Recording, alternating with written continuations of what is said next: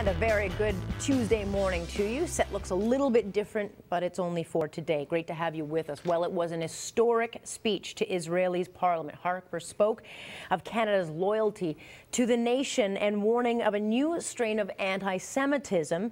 He says old hatred has been translated into a new, more sophisticated language for use in a polite society. So what exactly does that mean, and exactly what was he saying during that speech that got him so many standing ovations? By most. There were a couple of people in that parliament that didn't like what he said. Let's bring in Noah Shack. He's with CJA, the Center for Israel and Jewish Affairs. Good to have you with us this morning. Great to be here. Your thoughts overall on his speech, Mr. Harper's speech? I think it was a tremendous speech. Prime Minister Harper outlined very clearly what the issues and bonds are that tie Canada and Israel together, focusing on moral imperatives, shared values, and strategic interests that both Canada and Israel can benefit from as the friendship progresses. There was no question of his loyalty to Israel, the friendship he has built with the nation, and of course, Mr. Netanyahu.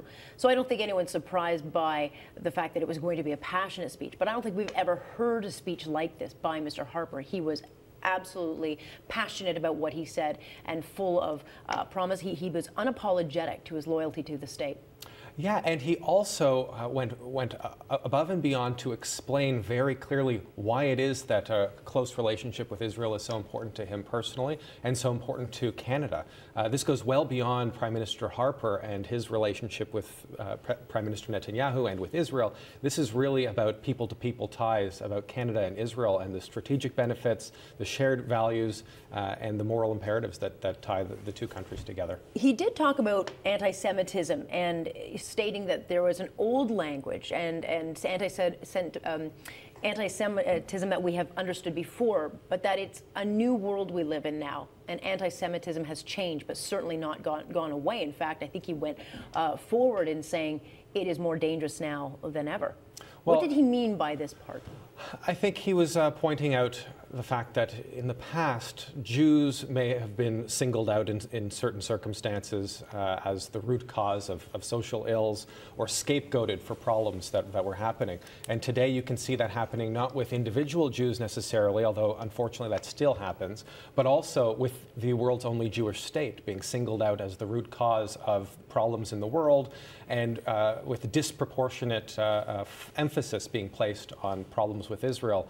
And this double standard that's placed on Israel, this hypocritical double standard, is often anti-Semitic, if not in intent, then in practice. Yeah, he made the point that Israel lives almost in an impossible situation. If it defends itself, it is in the wrong. Mm-hmm. If it doesn't defend itself, it will be destructed.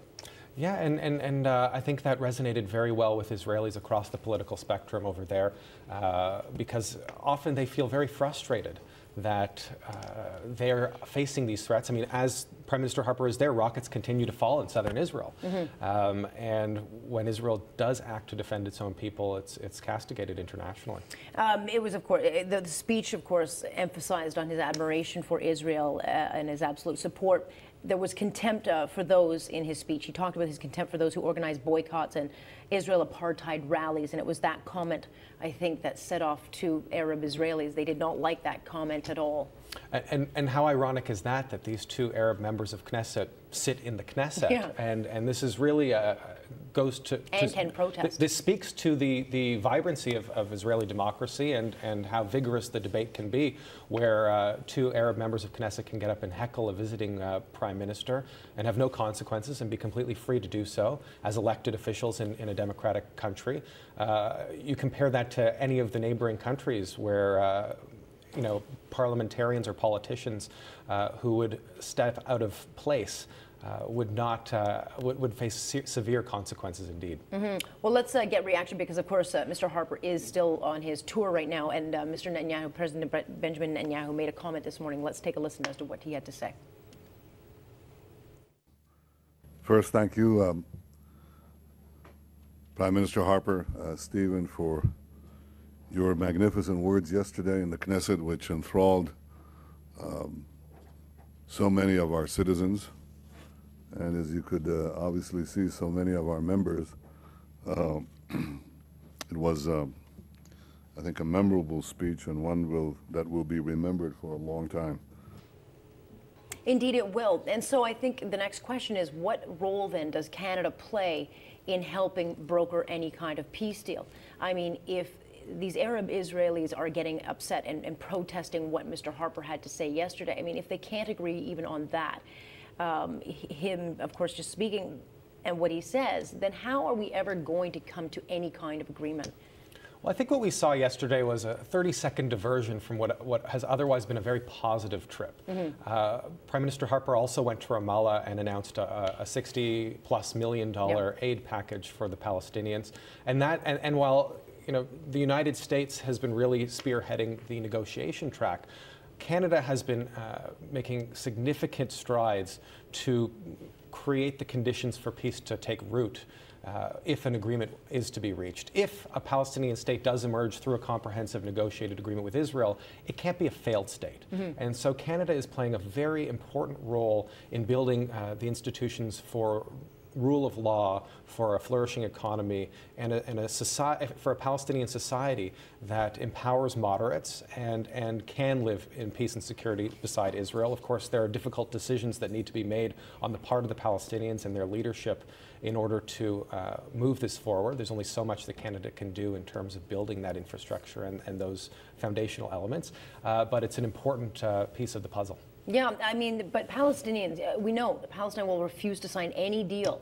It will not recognize a Jewish state, and it will not do any deal without East Jerusalem as its capital.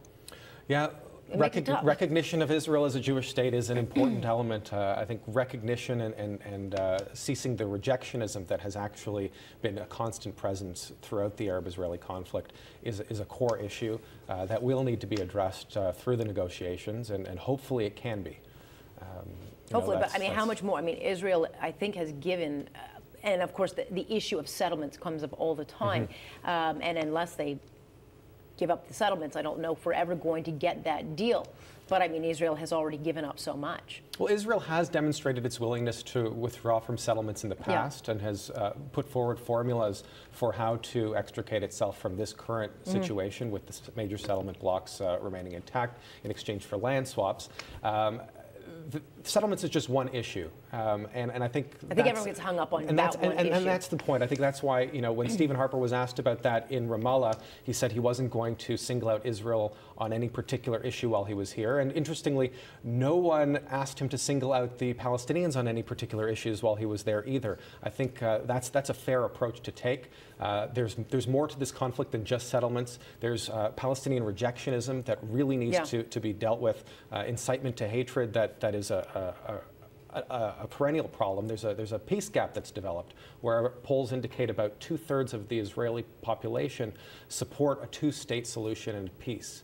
On the other side, polls indicate that almost 50% of Palestinians support Hamas and other terror groups and their tactics. Yeah, there's something about finding peace that you have to stop saying you want to obliterate Jews.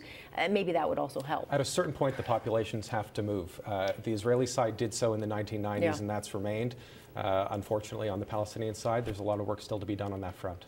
All right, let's bring this conversation with Gina Phillips into play. And Gina, let's find out what people are saying. Overwhelmingly, I think even the staunchest critics of Prime Minister Harper, they can't deny it was a very powerful speech. Absolutely. I think a lot of people feel that this is an incredibly positive move by Stephen Harper. However, there are some critics about how he is going about it. And one of those is our very own David Akin. He wrote a column that a lot of people are jumping all over, including Minister Jason Kenney. And he's speaking out on Twitter about this. So let me give you a quick background. Akin wrote this, it's in the paper today. Basically, it's titled, "The Harper Doctrine, You're All Anti-Semites." It suggests that rolling out this new definition of anti-Semitism is basically shutting down a conversation. And he says, now if you criticize Israel, you're anti-Semitic. And he's arguing basically with Harper, saying this wasn't the right way to go about it. He suggests that. Now, I haven't heard Akin come out defending his article, so I don't want to speak for him. But Jason Kenney took to Twitter, and he started out by saying that the headline is misleading. Then he goes on to give the definition by the EU of anti-Semitism, saying, no, this isn't a new definition at all. He says, so what you call Harper doctrine is broadly accepted definition of anti-Semitism. So a little bit of sparring back and forth between Harper's people and David Aiken. We'll have to see where that goes. I will quickly mention Jason Kenney also using his Twitter account so that people can follow along with what is happening. And he's holding a Google Hangout tomorrow on Google+. So you can head on there, and basically he's going to do a Q&A with people right from Israel. So they're using the online world quite a lot. Stephen Harper also posting a ton of photos on his website. It's interesting. Yeah, it was an interesting article. Interesting in the way that David wrote it as a journalist, but very sarcastic in his approach. I think that's where we come into maybe got a little more editorial in his position this time.